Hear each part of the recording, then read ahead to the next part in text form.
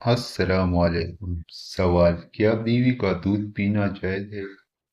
اسلامی فقہ میں بیوی کا دودھ پینے کے بارے میں مختلف آراء پائی جاتی ہے۔ عمومی طور پر فقہا کی رائے درج ذیل نکات پر مشتمل ہے۔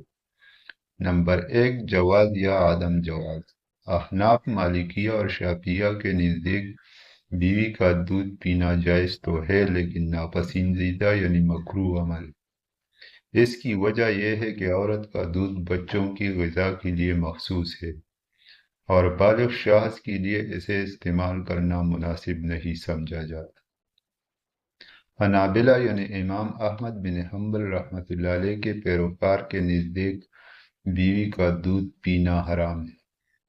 نمبر 2: رضاعت یعنی رضاعی رشتہ کا مسئلہ۔ اگر کوئی بالغ شخص مثلاً شوہر اپنی بیوی کا دودھ پی لے تو اس سے رضاعت کا رشتہ قائم نہیں ہوگا، یعنی اس سے میاں بیوی کے نکاح پر کوئی اثر نہیں پڑتا، کیونکہ شریعت میں رضاعت کا اثر 2 سال کی عمر سے پہلے دودھ پینے پر ہوتا ہے۔ سورہ البقرہ۔ نمبر 3: بہتر عمل کیا ہے؟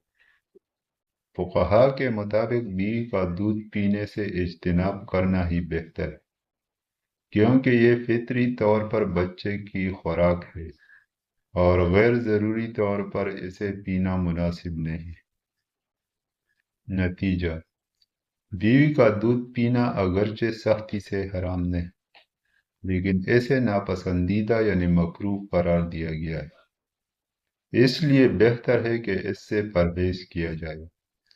ہاں، اپنی بیوی کے پستانوں کو چوس سکتے ہو اگر ان میں دودھ نہ ہو، کیونکہ اس میں میاں بیوی دونوں کو مزہ آتا ہے اور دونوں کو ایک دوسرے سے مزہ لینے کی پوری اجازت اسلام نے دی ہے۔ مزید اس طرح کی انفارمیٹیو ویڈیو دیکھنے کے لیے ہمارے چینل آپ کی پریشانی کو سبسکرائب ضرور کریں۔ شکریہ۔